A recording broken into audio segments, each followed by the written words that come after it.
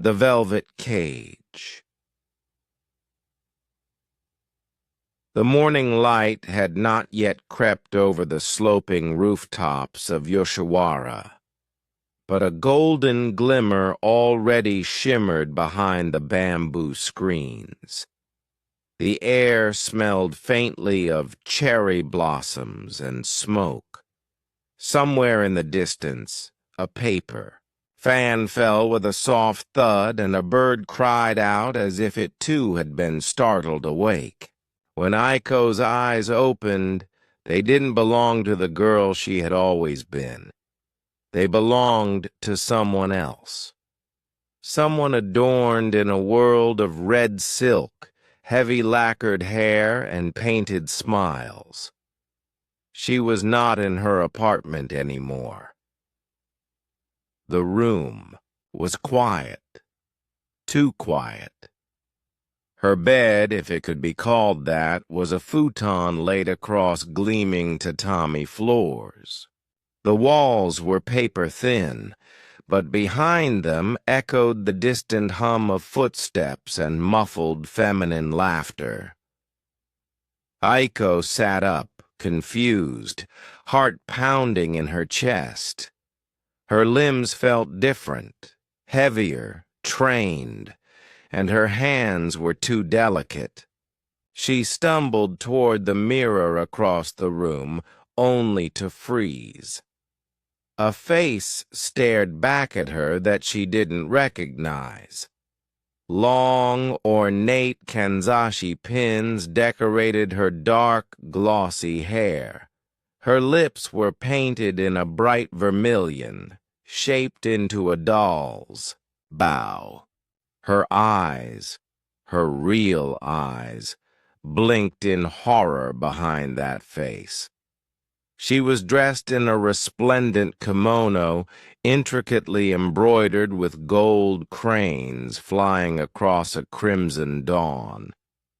Her collar was folded low, exposing the nape of her neck, a mark of beauty in this era. Aiko had woken up in someone else's body, someone important, someone trapped.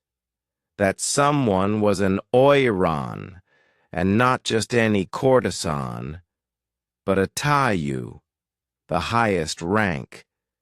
Revered, envied, coveted, but never truly free. The Mie.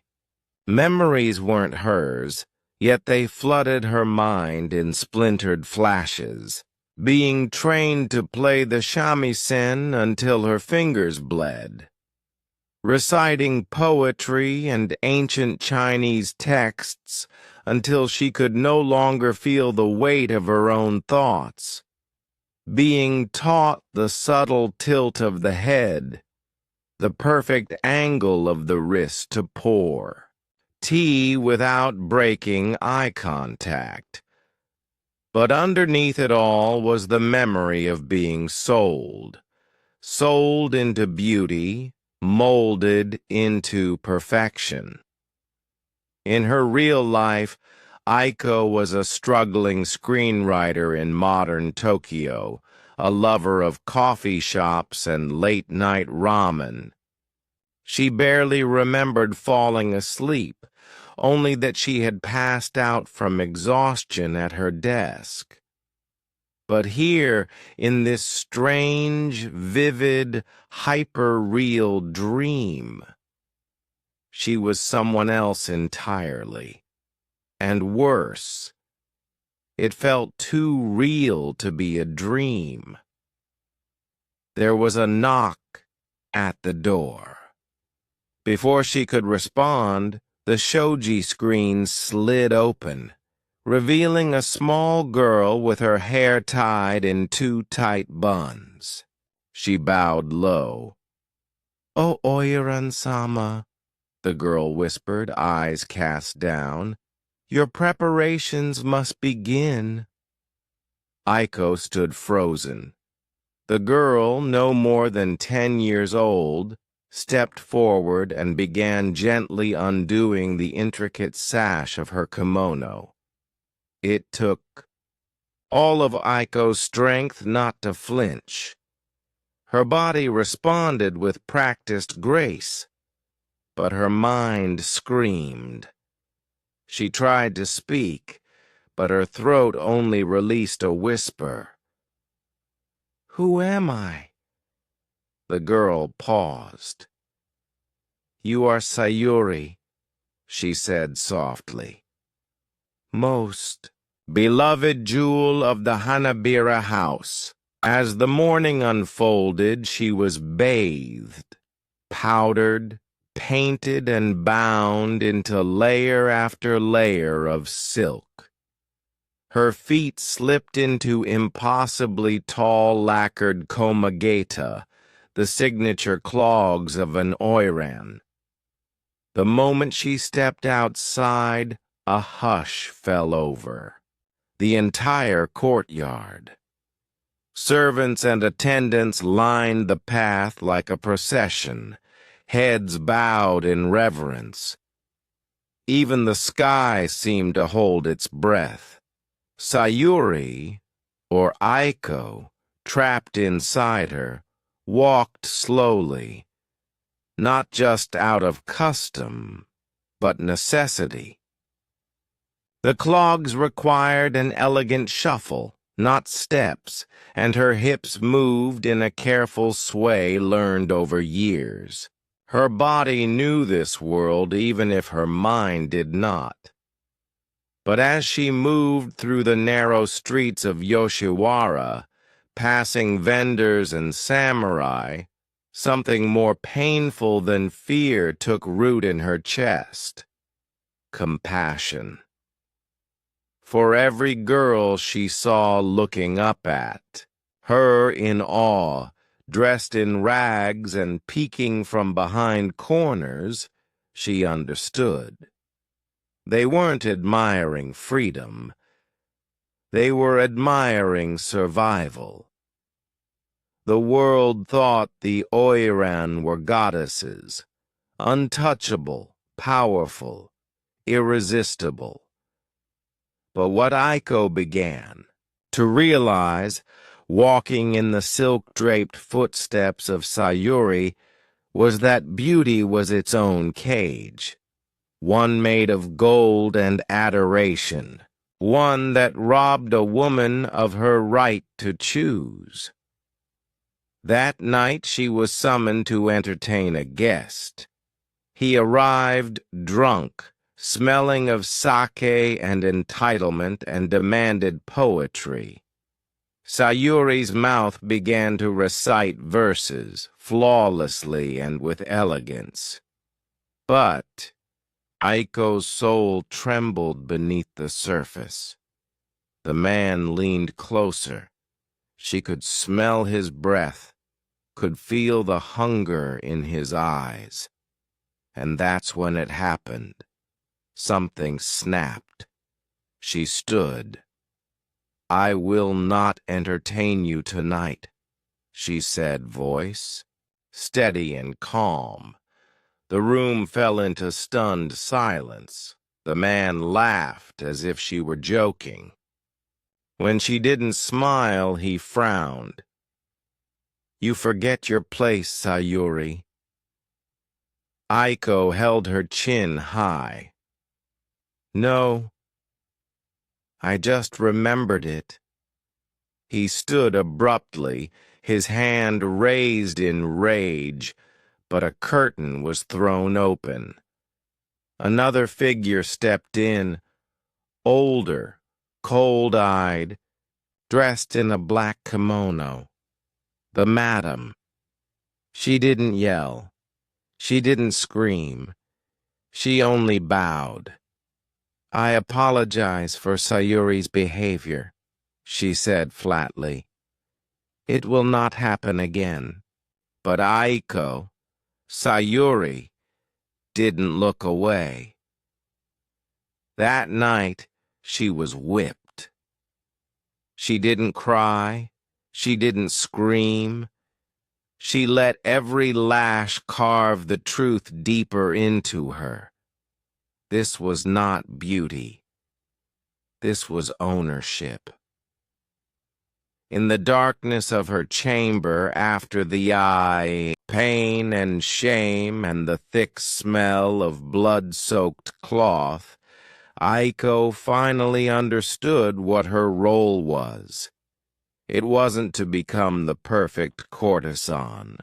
It was to break the cycle. She had been gifted this body, this life, not to play the part, but to rewrite the story. Somewhere outside, fireworks popped in the distant sky. A celebration, a distraction. But in that tiny, blood-stained chamber of Hanabira House, something more powerful than any explosion was born. Rebellion. The mirror that refused to break. The pain from the whipping had not faded. It clung to Aiko's, back like phantom hands, red and raw. Each breath pulled at the wounds like a reminder of her defiance. And yet, as the pale light of the next day painted the shoji screens in faint orange, her spirit did not waver. If anything, it burned brighter. But defiance had a cost in Yoshiwara. No longer was she permitted to walk the central paths of Hanabira House. Her Maiko attendants avoided her gaze. The madam's wrath had not cooled. Instead, Sayuri was stripped of the title of Taiyu in the quietest, cruelest way, not through words, but through isolation. She became a ghost in her own house. Still, Aiko's mind refused to surrender. If this world was a dream, it had a language, a meaning. And if it was real, she needed to survive it, and perhaps change it. The silence was broken one evening when a soft knock came at her door. A small figure slipped inside. The same girl from before. The one with the twin buns and shy eyes. She placed a folded piece of silk cloth on the floor and bowed. "For your shoulders, Oiran-sama," she whispered. Her voice quivered like a candle in wind. Aiko gently took the cloth and placed it around herself. "What's your name?" she asked softly. The girl hesitated. Yuna. Yuna. "Do you want to be like me when you grow up?" There was a long silence. Then, barely audible, Yuna replied, "No, I want to leave." Something shifted in the air. Aiko leaned forward, lowering her voice. "Then let's both leave." It was madness. No one left Hanabira House. No one escaped Yoshiwara, not without consequence, but Aiko had lived in another world, another life, where people had choices, where girls weren't sold into silk cages and beaten for saying no. She had once sat at protest rallies and written scripts about women's rights. Now, she had been thrown into the very system she used to romanticize in fiction. Only now did she understand the horror behind the lacquered masks. She began planning. Not loudly, not recklessly. She watched and learned. She noticed the merchant who came every third day with hair oils and perfumes. He had a limp in his left foot and often lingered longer than needed, his eyes sharp, his silence dangerous.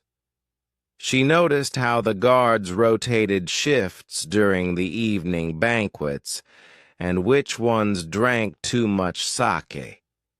She memorized the creaks in, the floorboards, and the placement of every paper lantern along the garden paths. And more than anything, she noticed the cracks in the walls, not literal ones, but emotional. The young Oiran who coughed blood into her sleeves but smiled through crimson lips. The girl who flinched whenever a man's voice raised. The madam herself, who kept a drawer full of torn letters she never mailed. Yoshiwara was built on illusions. But even illusions had seams. One night, while pretending to sleep, Aiko overheard two guards speaking near her chamber. She used to be the favorite. Now she's nothing. She'll break soon. They always do. That was all they said. But that was all she needed. She sat up slowly. Her eyes narrowed in the dark. If they expected her to break, she would do the opposite. She would rise.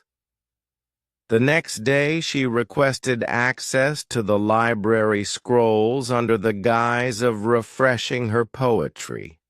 Permission was reluctantly granted, though with a watchful attendant. Aiko spent hours buried in records. Not just literature, but financial ledgers, maps of the district, merchant logs. She found references to underground tunnels used during fires and earthquakes, sealed off now, but possibly still intact. She traced her fingers over faded ink, heart racing, a way out. She began communicating in whispers with Yuna, hiding notes, in fans and between layers of kimono sashes. One day she handed Yuna a red paper crane. It looked innocent. Inside it was a message. Leave during festival. Meet at back gate. The plan had a date now, but fate is never kind to those who plan. On the morning of the Lantern Festival, when the streets would be crowded and even the guards drunk with celebration, something unexpected happened. Sayuri's former patron, Lord Iwata, returned. He was not just rich. He was powerful, and worse, he was angry. The madam bowed as he stormed through the Hanamachi. She defied me, he spat. She made a fool of me. I want her. The madam hesitated. She is no longer... I don't care if she's a street beggar. I will have her tonight. Aiko was summoned. She stood in the ceremonial room as the lamps were lit and the incense burned sweetly in the air. Her back still ached. Her heart pounded. She wore the crimson kimono again, the one with golden cranes, as though time had looped itself back to the day she woke up. Lord Iwata entered. She bowed, but only just. Her eyes did not lower this time. You've remembered your place, he said, smirking. She didn't respond. He poured himself a cup of sake and drank. The madam says you've been quiet lately. I hope that means obedient. Aiko's voice was calm. It means calculating. He blinked. What? She stepped closer, her expression unreadable. You don't know what I am, he laughed. You're a doll dressed in silk. She smiled faintly. No, I'm the hand that breaks the mirror. Then she pulled the small knife hidden in her sleeve, not to strike him, but to slash her kimono hem. Blood was not her weapon tonight. It was attention. The silk fluttered to the ground. Guards rushed in. Chaos. Aiko didn't resist, because now the plan would change. She was thrown into isolation, not just confined, locked. A dark chamber, no windows, no light, only silence, and the steady drip of water. She sat on the floor, breathing slowly, not crying, not praying, just waiting. Because Yuna had seen the signal. Aiko had made sure of it before the blade touched her gown. The escape would not be hers now. It would be theirs. And even if she rotted behind these paper walls, her rebellion had begun. Because, in a world built on silence and shame, even a whisper could be revolution. The betrayer with a broken heart. The walls didn't speak. The shadows didn't move. And yet, in the darkness of the punishment chamber, Aiko could feel the weight of centuries pressing down on her. The silence wasn't peaceful. It was a sentence. A slow suffocation meant to unravel the mind. 3 days had passed, or maybe 4. Time had dissolved into drips from a leaking pipe. The scent of rotting straw and mildew had crept into her nose like vines around a grave. Hunger twisted in her gut like a knot, and her lips had cracked from thirst. Her once glorious crimson kimono now hung in tatters from her frame, blood and silk blending until they were indistinguishable. Still, she did not scream. She would not break. She had endured worse in another life: loneliness, poverty, betrayal. What was this compared to a lifetime of being underestimated? But she was human. She was fading. And as her vision began to blur and her body began to shake from exhaustion, the sound of the wooden sliding door echoed louder than a drumbeat. Footsteps entered. She squinted through the dim light, and her breath caught in her throat. Him. He stepped into the cell with a lamp in hand. His figure was cloaked in black, his face hidden beneath a straw casa hat. But even in this muted light, she recognized the curve of his jaw, the sharpness in his eyes that once drank her in like a masterpiece, and later looked away when she was punished. Renjiro. Renjiro was the only man Sayuri had ever chosen. But Aiko had only recently inherited that memory, a string of recollections, dreamy and painful. Sayuri and Renjiro had met in secret corners of the tea house, whispering poetry and forbidden hopes. He was a samurai without land, the second son of a disgraced daimyo. Honorless, yet full of ideals. He had promised to save her, promised to take her beyond the city walls. And when the moment came, he vanished. No note, no reason, only silence. And then, weeks later, he returned, in the company of Lord Iwata, a friend of the oppressor, a knife in her back. Sayuri had never recovered from that betrayal. But Aiko? She saw deeper. There was shame in his eyes now, and something else. Desperation. You should not be here, Aiko rasped. Her voice was hoarse from days of disuse. Unless you've come to betray me again. Renjiro knelt beside her, placing a water gourd gently at her lips. She hesitated, then drank, only enough to wet her mouth. Her pride still lived, even if her body begged.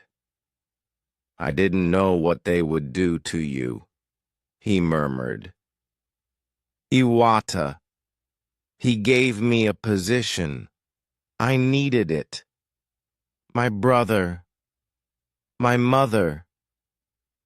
Your excuses mean nothing to a woman who bled for your silence, she whispered, her gaze sharp even in the dark. Renjiro flinched. I know, he said finally. That's why I'm here. To fix it. Aiko laughed bitterly. You think one rescue makes you a savior? He looked down.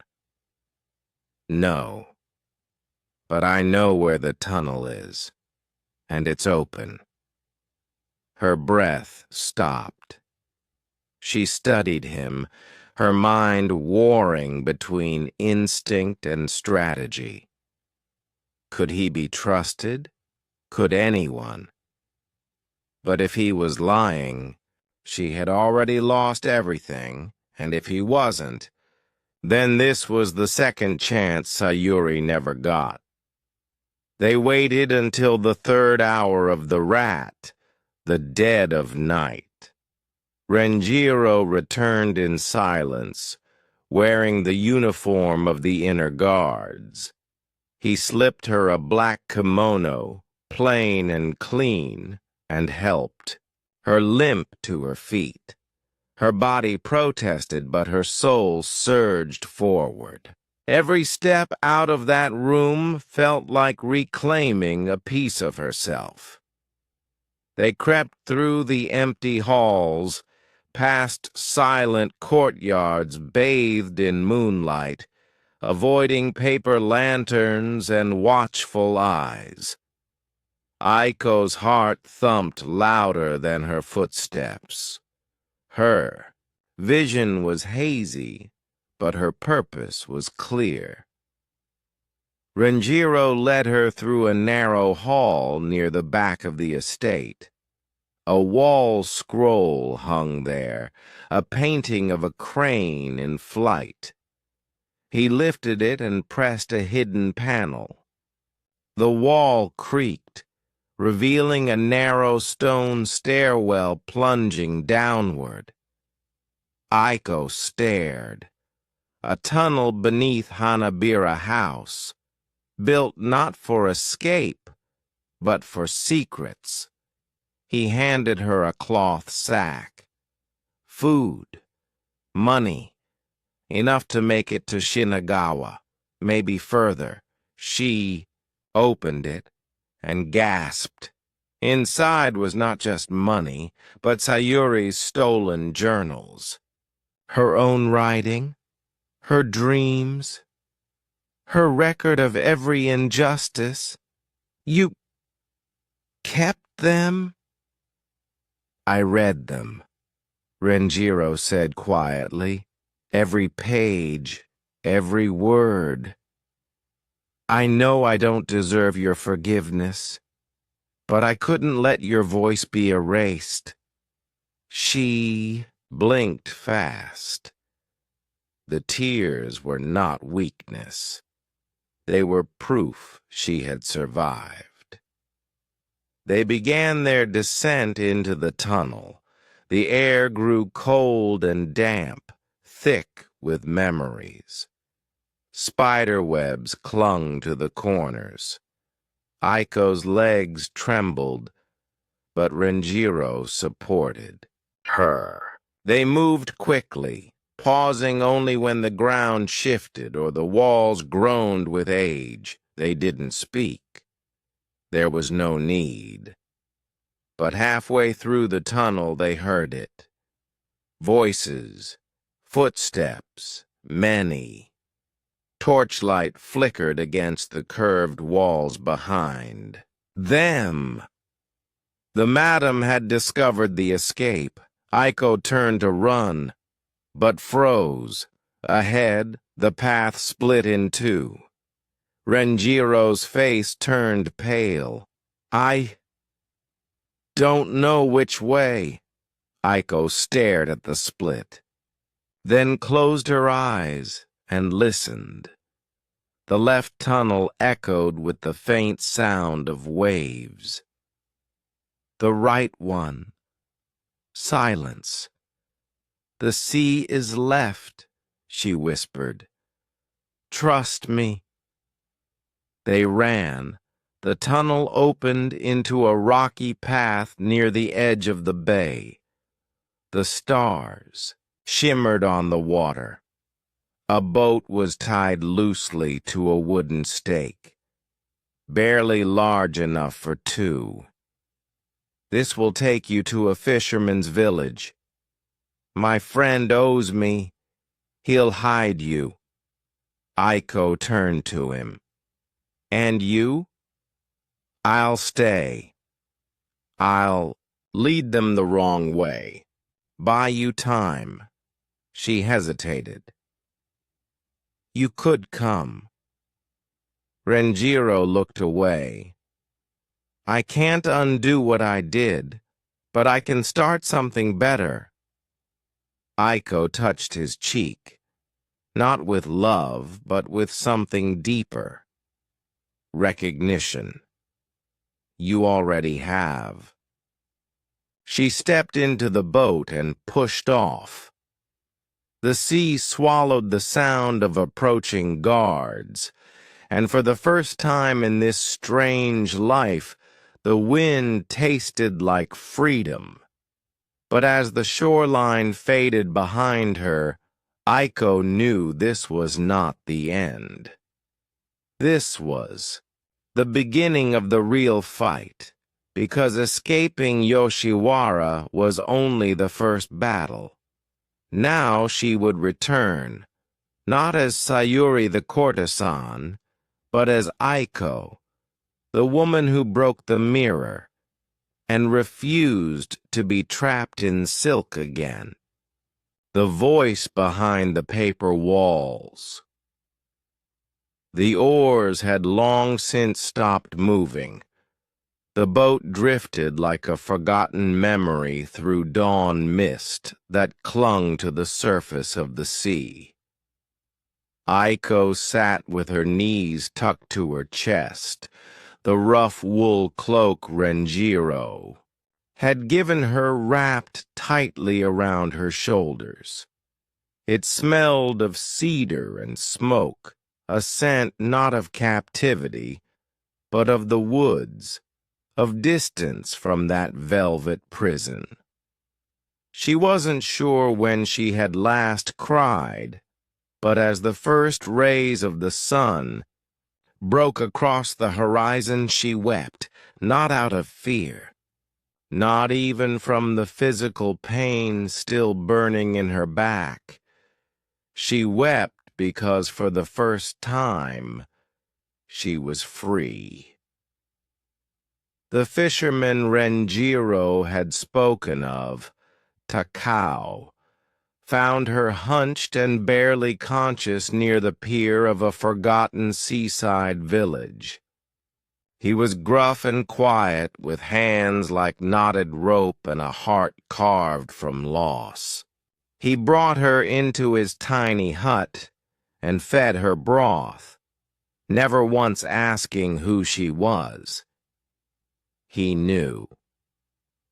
Everyone who had lived in Edo knew the name Sayuri, the ghost-painted Oiran of Hanabira House. But he said nothing, only placed a faded blanket over her shoulders and turned away. It took Aiko a week to stand without dizziness, another week to walk down to the rocky cliffs near his home. But her mind was restless. This world may have been ancient, but it was not silent. In the marketplace nearby, she overheard whispers of a girl who escaped, of a samurai arrested for treason, of a madam humiliated before the Bakufu officials. Yoshiwara was shaken, but not crumbled. Aiko knew escape was not enough, not when hundreds of yunas still polished the floors of courtesan houses, dreaming of something more than silk and songs. One rainy afternoon, Takao set down a tray of rice near her and said without meeting her gaze, "There are others, like you." Aiko looked up sharply. "Escaped, Oiran?" "No," he grunted, "but broken women, left behind, cast out, living in the forest near the ridge." She leaned forward. "Take me to them." The path to the hidden grove was treacherous, muddy, winding, and overgrown with bamboo thickets. But when she arrived, Aiko saw what no one in Edo wanted to see. It was a village of ghosts, not the spirits of the dead, but the discarded living. Women with scarred wrists and downcast eyes, some with faces still painted out of habit, others in rags. Most were silent, but all looked at Aiko with cautious curiosity. She stepped into their circle slowly. "I'm not here to lead you," she said. They didn't answer.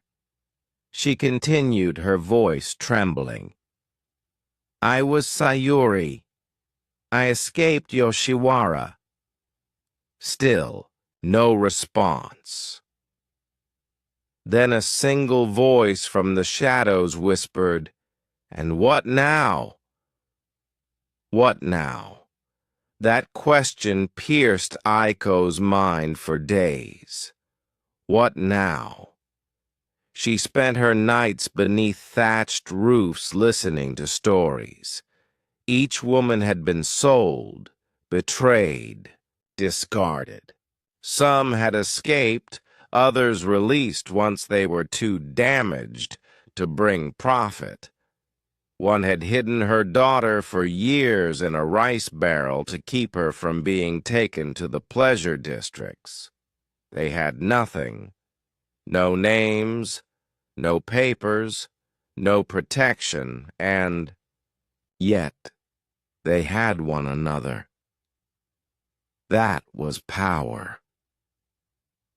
One night, as the rain soaked through the roof and everyone huddled near the small fire, Aiko spoke. "I used to be a writer," she said. "What's a writer?" a girl asked. "Someone who tells truth," Aiko said softly. "And truth is how we fight back." The next morning, Aiko began writing again, not with ink and brush, but with charcoal, with flower dye, with whatever she could find. She wrote their stories onto scraps of parchment, woven cloth, even leaves. She recorded their names, their suffering, their resistance. She taught the women how to read, slowly, patiently, taught them to write their own names, then their own stories, and what started as whispers among the trees became a movement. Secret School was built in the woods, its walls made of stitched-together rags. They called it the House of Ashes because it had risen from the fire of their pain. Each woman who joined it learned how to speak again, not just in sound, but in conviction. But rebellion never remains hidden for long. One cold evening, a woman stumbled into the House of Ashes, her face bruised, her voice shaking. "They're coming," she said. "The Hanabira madam. She's offering gold for your head." The forest froze. Aiko stood up. "Then we do what we always do." "Run?" someone whispered. "No," Aiko said. "We write." Over the next week, the women sent out scrolls, handwritten messages hidden in rice sacks, in sack barrels, in the hems of merchant robes. They wrote to wives of samurai, to daughters of poets, to every woman whose feet had walked past the red gates of Yoshiwara and never looked back. They told the truth, and the truth, wrapped in ink and sorrow, spread. One afternoon, a young noblewoman arrived in the grove. She was dressed in pearls and silk, but her hands trembled as she knelt before Aiko. "My sister died in Hanabira House," she whispered. "They said it was illness. I knew it was shame." She unwrapped a bundle. Inside it was money, medicine, books. Others followed. The ripple had begun, and it could not be stopped. One night by the firelight, Aiko stood before the growing circle of women. "We were told we were only bodies," she said, voice echoing into the trees. "Sold, painted, broken, replaced. But we are not objects. We are witnesses. We are survivors." Her eyes burned, and now we are the storytellers. But even as hope grew, danger closed in, because somewhere, back in the corridors of Hanabira House, a certain little girl with twin buns had been caught, Yuna, and her silence would not last forever. The return to Yoshiwara, a mask of smoke and fire rain poured like ink from the sky, washing the dusty roads of Edo into rivers of memory. Cloaked in a traveler's kimono, its once rich fabric now dulled with mud and age, Aiko pulled her straw, casa hat lower to hide her face. The city pulsed around her, street cries, sandal slaps, and the clatter of carts. But in her ears only one sound echoed, Yuna's voice. "I want to leave." Those 4 words had bound them forever. And now Yuna had been taken. Rumor had reached the House of Ashes through a merchant's wife who traded medicine for secrets. Yuna, the maid who once dared help Sayuri escape, had been caught. The madam had taken her not to the courts, but to the preparation chambers, where rebellious girls were retrained before being sold to brothels deeper inside the pleasure quarters. It was the unspoken hell of Yoshiwara, a place without names, where even the lanterns did not shine. Aiko knew what happened there, because once Sayuri had spent a night in that pit, and never forgot the screams. The journey back to Yoshiwara felt like walking into a fire she had barely escaped. But Aiko was no longer the trembling girl clinging to borrowed memories. She was not Sayuri. She was not the Oiran. She was the voice behind the walls, the pen that bled stories, the woman who had taught others to speak their truth, now walking straight into the lion's den for a child who had no one else. At the entrance to the outer district, she was stopped. The guards barely glanced up, drunk on sake and arrogance. "State your purpose." "I've come to sell silks and secrets," she said with a coy smile. "And I know what the madam likes best." The guards chuckled, waving her through. Aiko stepped back into the red lantern world of Yoshiwara. Her feet touched cobblestone that still remembered her footprints. Behind the thick fragrance of incense and plum wine, the air reeked of pain. Nothing had changed, but she had. She disguised herself as an aging fortune-teller named Oba Hoshiko. Gray powder in her hair, a hunched posture.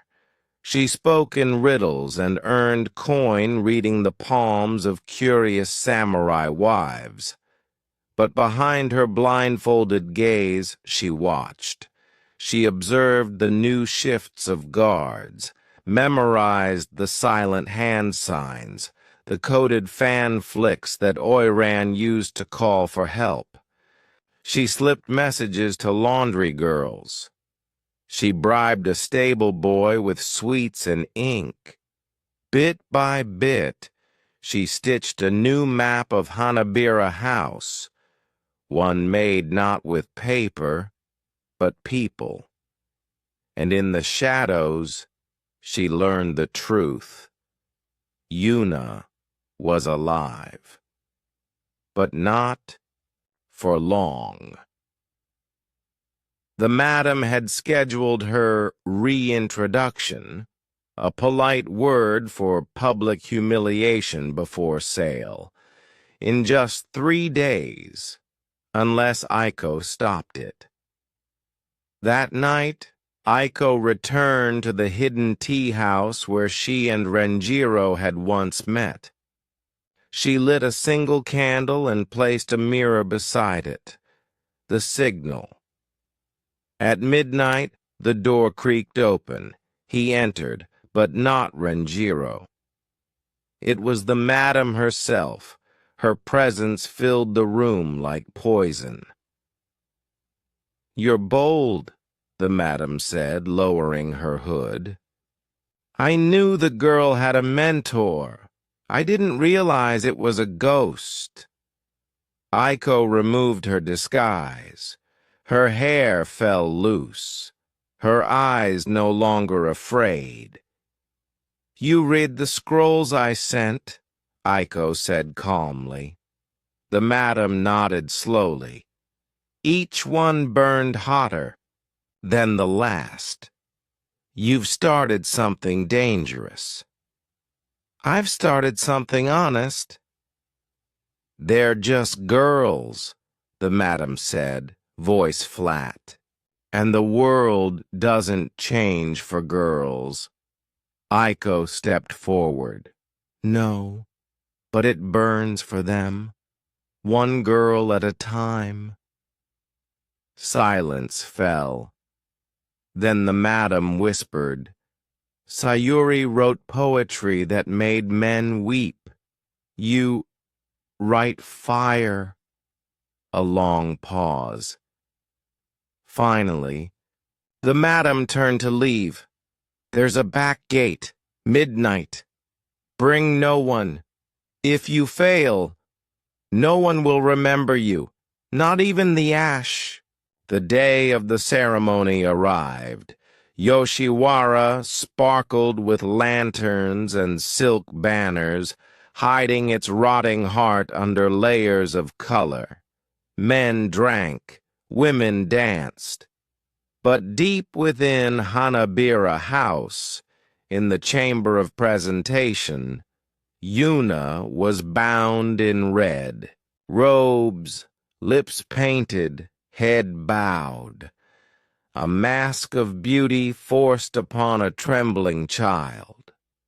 The auction was about to begin. Aiko moved like smoke. She had memorized every guard's route, every corridor, every blind spot, dressed in the robes of a courtesan. She had once worn with shame. She slipped into the presentation hall, face veiled in gold lace. No one looked twice. She climbed to the rafters above the stage, and from her sleeve she pulled the scroll, Sayuri's final poem. She lit it with a single flame and dropped it into the hall. The paper flamed mid-air, raining ash and ink down. Upon the crowd, panic erupted, screaming, running. In the chaos, Aiko landed beside Yuna, slashing her binds with a hidden blade. "Don't look back," she whispered. "You're not property. You're lightning." They ran. The madam was waiting at the back gate. She didn't speak, only stepped aside. Aiko didn't thank her, not with words, but as she passed, she dropped something in the madam's hand, Sayuri's mirror, cracked but unbroken. They didn't stop until they reached the coast. A horse waited. A rider in black held the reins. Renjiro Yuna clung to Aiko's back as they rode into the mountains.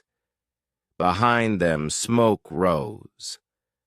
Not from fire, but from a city beginning to feel the tremble of its own illusions.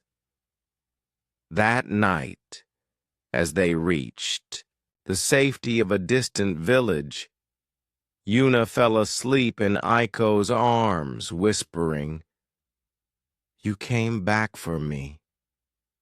Aiko kissed her brow. "We come back for each other." She looked up at the stars, and for the first time she wasn't afraid. Because if the world could not remember their names, she would write them into it. The name written in ash and gold, the wind over the mountains sang a different song. No flutes, no drums, no laughter behind paper walls. Here only silence hummed. And in it, the truth echoed louder than any crowd. Aiko stood on the edge of a high ridge, the hem of her robe trailing in the cold dirt.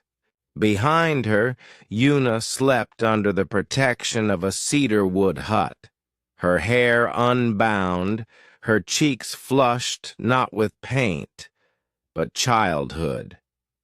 And further behind, a new gathering of women, once scattered like forgotten petals, now formed a circle. The House of Ashes had grown, but now something heavier weighed on Aiko's chest. The past. It had followed her like a shadow through fire and silk, through escape and rescue. But now it took shape in words she could no longer avoid, because Renjiro had brought a scroll, the last thing Sayuri ever wrote before Aiko took her place. And it began with a sentence Aiko never expected. If you are reading this, then I no longer exist in my own time. Renjiro found her by the frozen stream the next morning. You haven't eaten, he said gently. She didn't look up. How long did you have it? Since the day before you first woke up in her body, he admitted. I found it hidden beneath the floorboards. Sayuri, she knew something. Aiko finally opened the scroll again, fingers trembling. I dreamed of a woman with fire in her voice and sadness in her eyes. I do not know her name, but she wears my face, and she remembers freedom like I never could. Aiko stared at the ink, faded but unyielding. This wasn't coincidence. This was fate. I'm not just living her life, Aiko whispered that night by the fire. I'm finishing it. Renjiro, whose own soul bore the weight of failures, nodded. Then finish it loudly. So Aiko wrote, day after day. She turned the women's stories into poems and scripts. She detailed the abuses hidden under the powdered masks. She gathered testimonies, songs, old prayers. She wrote about the girls who died unnamed. She wrote about the ones who survived without ever living. The women of the House of Ashes now wore ink on their hands like warriors wore blades. They memorized each other's stories as if reciting sacred mantras. Aiko called it the Book of Forgotten Daughters, and she planned to deliver it not in secret, but into the hands of the shogunate's scribes. The idea was madness. To march into Edo Castle, the center of law, the eye of power, and deliver scrolls about the crimes of its protected elite? Unthinkable, impossible, deadly, but Aiko's voice didn't shake when she declared it to her sisters. They used our silence as silk, she said. Now we'll wrap the truth around their throats. They trained, not with weapons, with language, with presence. Aiko taught them how to stand tall, to speak in front of nobles, to argue, to bow, to kneel, to rise. Women who once feared their own reflections now debated with conviction. One girl, a deaf seamstress named Mika, developed a sign, language poem that moved them all to tears. They were not just survivors now. They were revolutionaries. On the first day of spring, Beneath plum blossoms heavy with bloom, they descended into Edo. 40 women. No banners, no chants, only scrolls in hand and truth in their eyes. At the gates of Edo Castle, guards blocked their path, but Aiko stepped forward. My name is Aiko. Formerly, Sayuri of Hanabira House. She handed the guard a single scroll. This is our story. If your lords have honor, they will read it. The guard scoffed, then unrolled the scroll and read. His face paled. He disappeared behind the palace gates. For hours, the women waited. Passers-by stared. Some laughed, some wept. But they did not move. And then the castle doors opened. A scribe approached. He bowed. His grace will not see you, but he will read. He took the scrolls, all of them, and vanished. The women stood still as stone until the sun began to set. Then they turned and walked away, heads high. Weeks passed. No answer, no response, no justice. The world returned to its old games. But then change began to whisper. The red gates of 2 brothels in Yoshiwara were found broken. The courtesans inside released. A high-ranking magistrate publicly resigned. Hanabira House was shuttered by royal order. The madam disappeared, and in the market stalls of distant villages, girls whispered to one another, "Did you hear? Someone told our story." Aiko sat beneath a tree, Yuna's head in her lap, a new scroll in her hands. It was a letter from an unknown hand. No signature, just 7 words. The book is now part of history. That night, Aiko walked alone to the edge of the cliff. She held Sayuri's cracked mirror in her hands. She looked into it, and for the first time, she didn't see a stranger. She saw herself, not Sayuri, not Aiko, just the voice that would never again be silenced. The final silk thread between 2 worlds. The fire had long burned out in the House of Ashes. Outside, the cherry blossoms bloomed late that year. Their petals danced like ghosts through the forest, carried on winds that whispered forgotten names. It was the kind of spring Sayuri never lived to see, and Aiko never thought she'd call her own. It had been nearly a year since they delivered the Book of Forgotten Daughters into the hands of history. The government never officially responded. No public decree, no apology. But behind the silence, things had changed. Hanabira House was closed permanently. At least 7 courtesan halls had been forced to offer freedom contracts to their girls.